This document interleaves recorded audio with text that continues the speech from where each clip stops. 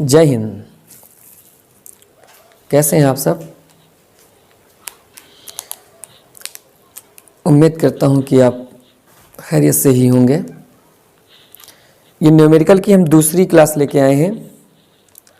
पहली क्लास में इससे पहले जो है मतलब हमने न्यूमेरिकल बताए थे। ये न्यूमेरिकल की दूसरी क्लास है। जिनका समझा हुआ कुछ है थोड़ा बहुत तो उन्हें समझ में आ रहा होगा।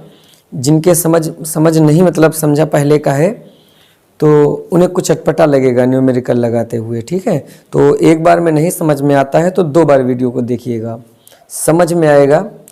जो चीज़ समझ में नहीं आती है तो इसका मतलब ये नहीं कि वो कठिन होती है, उसे हमने समझा नहीं है इस वजह से समझ में नहीं आती। और ऐसा कुछ हो ही नहीं सकता कि जो समझ में ना आए। ठीक है, अतिशय रगड़ करई जो कोई, आग प्रकट चंदन से होई। समझ रहे हो? तो अब देखिएगा 1.9 ये सवाल दिया गया है। किसी निकाय में 2 आवेश दिए गए हैं जो क्रमशः इन बिंदुओं पर अवस्थित हैं। कह रहे निकाय पर कुल आवेश तथा वैद्युत द्विध्रुव आघूर्ण क्या है। हमें इस निकाय पर कुल आवेश बताना है कितना है और वैद्युत द्विध्रुव आघूर्ण भी पता करना है कि वो भी कितना है। देखिएगा ये आवेश जो दिया गया है, एक पर दिया गया है बिंदु A और ये बिंदु B है। 2.5 × 10⁻⁻7 कूलम। और जो B बिंदु पर आवेश है वो भी कितना है, -2.5 × 10⁻⁻7 कूलम। यानी दोनों आवेश बराबर हैं, दोनों आवेश बराबर है। तो जो कुल आवेश होगा वो कुल आवेश क्या होगा, QA + QB। और दोनों आवेश बिल्कुल बराबर है, सिर्फ चिन्ह का ही फर्क है। तो जो QB है उसको भी हम लिख सकते हैं माइनस का QA। तो टोटल जो आवेश होगा वो 0 हो जाएगा। टोटल आवेश कितना हो जाएगा, 0 हो जाएगा। दूसरी चीज हमें निकालना है वैद्युत द्विध्रुव आघूर्ण। वैद्युत द्विध्रुव आघूर्ण जो होता है वो होता है Q × 2L। वैद्युत द्विध्रुव आघूर्ण किसी मतलब वैद्युत द्विध्रुव निकाय के किसी एक आवेश के परिमाण और उनके बीच की दूरी के गुणनफल के बराबर होता है। तो यहाँ पर इसके एक आवेश को ऐसा एक आवेश ले लीजिएगा, एक आवेश ले लिया 2.5 × 10⁻⁻7। 2L जो है वो इनके बीच की दूरी। इस तरीके से आप समझ नहीं पाते कि दूरी कैसे, यहाँ से आप समझ सकते हैं। ये वाली दिशा इसकी Z अक्ष की पॉजिटिव वाली, ये निगेटिव वाली है। 15 सेंटीमीटर इधर है, 15 सेंटीमीटर इधर है। तो दूरी कितनी हो गई, 30 सेंटीमीटर। दूरी कितनी हो गई, 30 सेंटीमीटर। लेकिन सेंटीमीटर में नहीं, इसे हम रखेंगे मीटर में। तो ये P बराबर आ जाएगा, इसकी गुणा करोगे 25 × 75, एक संख्या के बाद में दशमलव लगा दिया, × 10⁻⁻9। P बराबर अगर वैज्ञानिक रूप में लिखना चाहो तो 7.5। इधर हम बाएं लाए हैं तो घात एक प्लस में हो जाएगी 10⁻⁻9। इसका मात्रक जो हो जाएगा वो हो जाएगा कूलाम मीटर। इसका मात्रक जो हो जाएगा वो कूलाम मीटर। इसके बाद एक वैद्युत द्विध्रुव आघूर्ण दिया गया है इतने कूलाम मीटर। वैद्युत क्षेत्र की तीव्रता दी गई है 5 × 10⁻4 न्यूटन प्रति कूलाम। थीटा बराबर इतना दिया गया है। और इसमें पूछा गया है बल आघूर्ण, इसमें ये बल आघूर्ण पूछी से। तो टाउ बराबर क्वेश्चन मार्क है, तो टाउ बराबर सूत्र होता है PE sin थीटा। मान रख दो, P का मान 4 × 10⁻⁻9, E का मान 5 × 10⁻4 × sin थीटा यानी sin 30। टाउ बराबर 4 5 20 -9 प्लस का 4 यानी -5। ये यहां पर आ जाएगा 1/2। sin 30 का जो मान होता है वो 1/2 होता है। ये 2 से इसको भाग दे देना है, या बचेगा 10 × 10⁻5, 10⁻1 10⁻5। तो यहां पर बचेगा 10⁻4 न्यूटन मीटर। मात्रक इसका होता है न्यूटन मीटर। इसके बाद 1.11 इसमें क्या कहा गया है पढ़ते हैं। कह रहा ऊन से रगड़े जाने पर कोई पॉलीथीन का टुकड़ा 3 × 10⁻⁷ कूलाम के ऋणावेश से ऋणावेशित पाया गया। यानी जो पॉलीथीन का टुकड़ा था वो ऋणावेशित हो गया, पॉलीथीन का टुकड़ा जो था वो ऋणावेशित हो गया। अब ऊन से रगड़े जाने पर, तो ऊन से इलेक्ट्रॉन कहाँ गए होंगे, पॉलीथीन के टुकड़े पर गए होंगे। भाई कह रहा है कि ऊन से रगड़े जाने पर कोई पॉलीथीन का टुकड़ा 3 × 10⁻⁷ कूलाम के ऋणावेश से आवेशित पाया गया। हमने जब दो बताया था कि जब दो पदार्थ आपस में रगड़े जाते हैं तो उनमें इलेक्ट्रॉनों का आदान प्रदान होता है। तो जो धनावेश जिसके ऊपर आता है वो इलेक्ट्रॉन त्यागता है और जिसके ऊपर ऋणावेश आता है वो इलेक्ट्रॉन ग्रहण करता है। तो यहाँ पर पॉलीथीन का टुकड़ा जो है वो ऋणावेशित हुआ है। इसके मतलब है कि ऊन से उस पॉलीथीन के टुकड़े पर इलेक्ट्रॉन गए हुए हैं। स्थानांतरित इलेक्ट्रॉनों की संख्या बताइए। हमें यह बताना है कि कितना इलेक्ट्रॉन उसके ऊपर गया है। कह रहा क्या ऊन से पॉलीथीन में सन्निहित का स्थानांतरण भी होता है, मतलब क्या द्रव्यमान का भी स्थानांतरण होता है। अरे भैया जब इलेक्ट्रॉन जाएंगे तो द्रव्यमान का यहां छोड़ जाएंगे। तुम अगर घर से अपने स्कूल आते हो या कहीं जाते हो तो क्या अपना वजन जो है, अपना द्रव्यमान है वो घर पे छोड़ देते हो।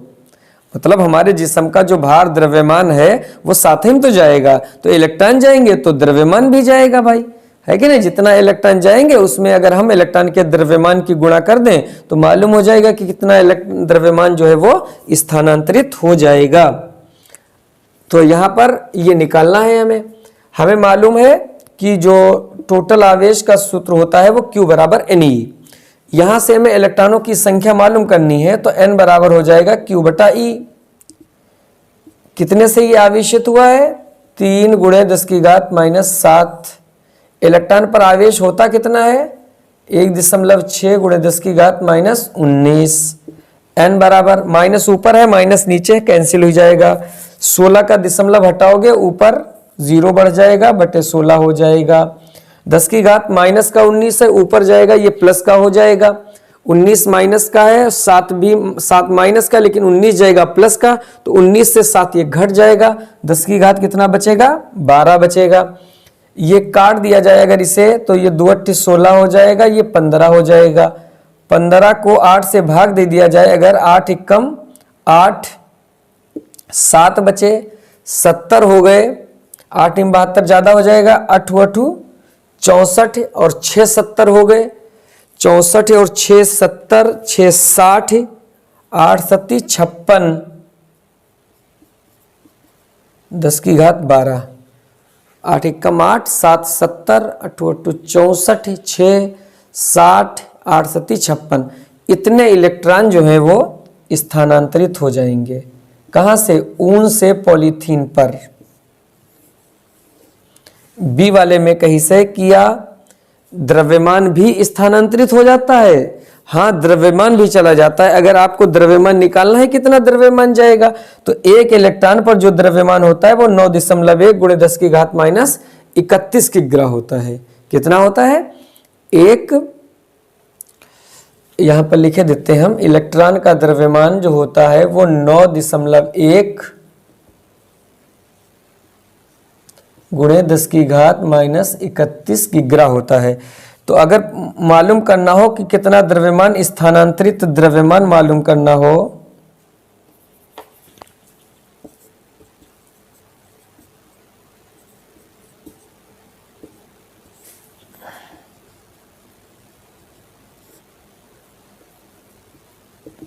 तो ये जितना आया है इलेक्ट्रॉनों की जो संख्या है उसमें हम 1.6 × 10 की घात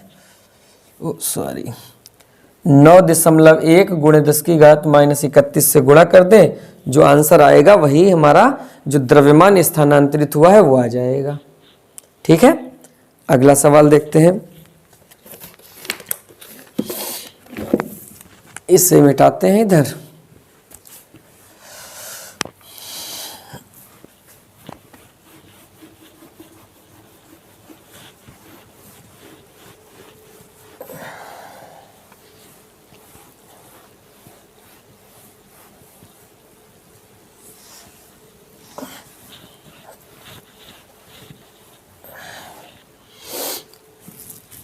12 में क्या कह रहा है भाई?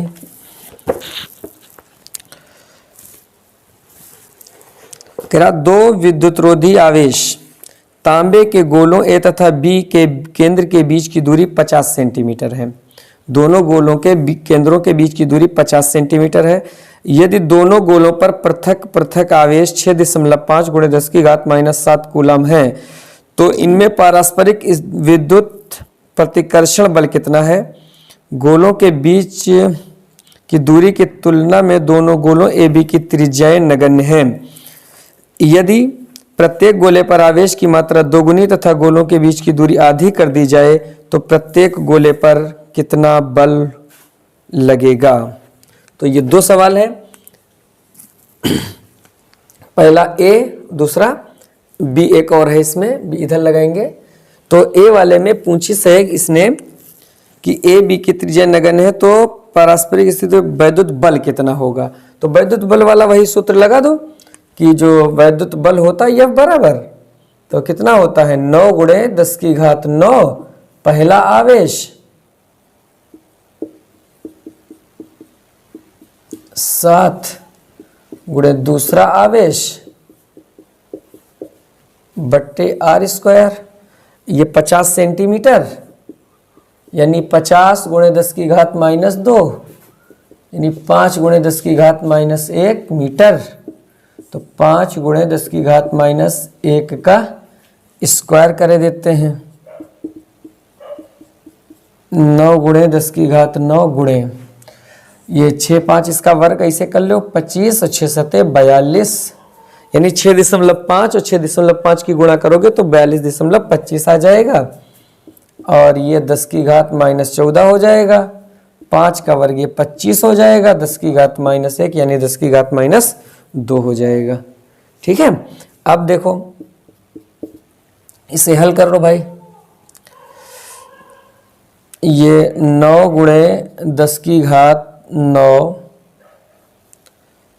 घातें सब एक कम संभाल लो। ये 25 से इसको भाग दे दो, 25 से इसको भाग देंगे तो 25 एकम 25। यहाँ पर कितना बच रहा है भाई? 25 15 2 17, 172 तो दशमलव लगा दिया जब 172 तो 25 छक्का 150, 22 बचे 225, 25 नीमा 225, 25 एकम 25, 25 15 40, 2 42 यानी 17, 17 में 2 172, 25 छक्का 150, 20 22 बचे 225 हो गए, 25 नीमा 225 हो गए। अब 10 की घात देखो कितना बच रहा है भाई? 10 की घात माइनस का 2 ऊपर जाएगा तो प्लस का हो जाएगा, तो 9 2 11 हो जाएंगी घातें। और यहाँ पर ये 10 की घात -14 है, 11 है प्लस के 14 है माइनस के, तो 11 3 14 ये बचेगा। अब F बराबर हम इनकी गुणा करे ले रहे हैं कि 9 निमा 81 का 1 हासिल लगे 8 और 9 छाक 54, 54 और 8 63 के 3 हासिल लगा 6, 9 एकम 9, 9 और 6 15 गुणे 10 की घात -3 ये आ जाएगा। अगर यहाँ इधर करो तो ये दशमलव 9 निमा 81 का 1 हासिल लगे 8 और 9 छाक 54, 81 का 1 हासिल लगा, गुणा देखते हैं फिर से। 9 निमा 81 का 1 हासिल लगा 8 और 9 छाक 54, 54 और 8 62 होता है, 62 का 2 हासिल लगा 6, 9 एकम 9, 9 और 6 15 दशमलव। अब ये दशमलव अगर इधर हम लें तो यहाँ पर 1.521 गुणे 10 की घात, ये दाहिने जाएगा तो 10 की घात -2 न्यूटन।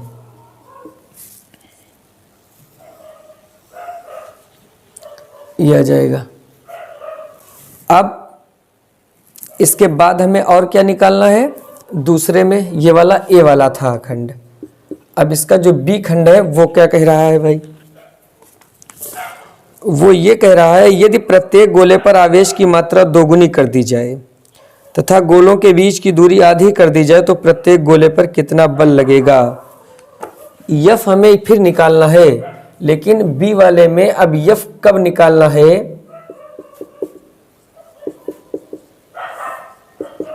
यदि आवेश की मात्रा दोगुनी कर दी जाए, इसका दोगुना कितना बनेगा जाके 6.5 का दोगुना 13, 6.5 13 कर दी जाए, और उनके जो बीच की दूरी है वो आधी कर दी जाए। दूरी थी कितनी 5 × 10⁻⁻1, आधी करोगे तो 2.5 × 10⁻⁻1 का वर्ग। F बराबर 13 की गुणा कर दोगे 169 हो जाएगा, 10⁻14 हो जाएगा, 25 सही हम 625, दो संख्या के बाद दशमलव हो जाएगा, गुणे 10⁻⁻2 हो जाएगा।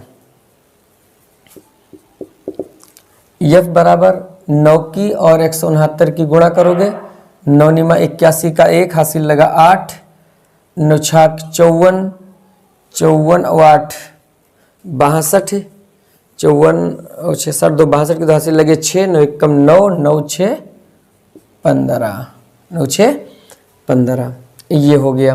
गुणे 10 की घात ये 14 माइनस का, ये 2 ऊपर 11, 10 की घात माइनस का 3 बचेगा, नीचे 6.25। ये जो है F बराबर बटे 625 गुणे 10 की घात -1, गुणे 10 की घात -1 आ जाएगा। 625 से भाग देंगे हम 1521 में। देखिए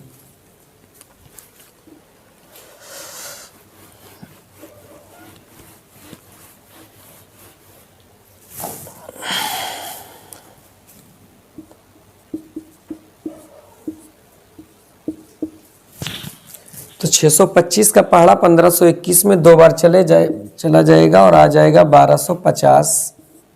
1 में से 0 गया 1, 2 12, 12 में से 5 गया 7, 4 में से 2 गया 2, 12 में से 5 गया 7, 4 में से 2 गया 2।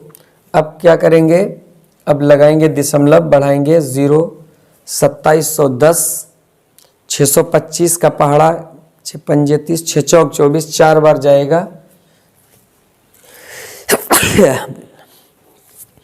4 पंजे 20 का 0 हासिल लगा 2, 4 पंजे 20 का 0 हासिल लगे 2, 4 दूनी 8, 8 और 2 10 का 0 हासिल लगा 1, 4 6 24 और 1 25, 0 1 7 5 2, 210 ही बचे। दशमलव पहले से लगा 0, 2100 हो गए, 6 18, 55 5 हासिल लगा 1, 3 दूना 6 1 7, 3 6 18। चलो इतने रखते हैं, 2.43 गुणे 10 की घात -1। यह बराबर, अगर इसे ख़त्म करना चाहो तो दशमलव यहाँ पर आ जाएगा 0.243 न्यूटन, यानी इतने न्यूटन का बल लगेगा। ठीक है, कितने मिनट की? चलो ठीक है, ये न्यूमेरिकल इतने रहने देते हैं, फिर मिलते हैं अगले वीडियो में। Thank you.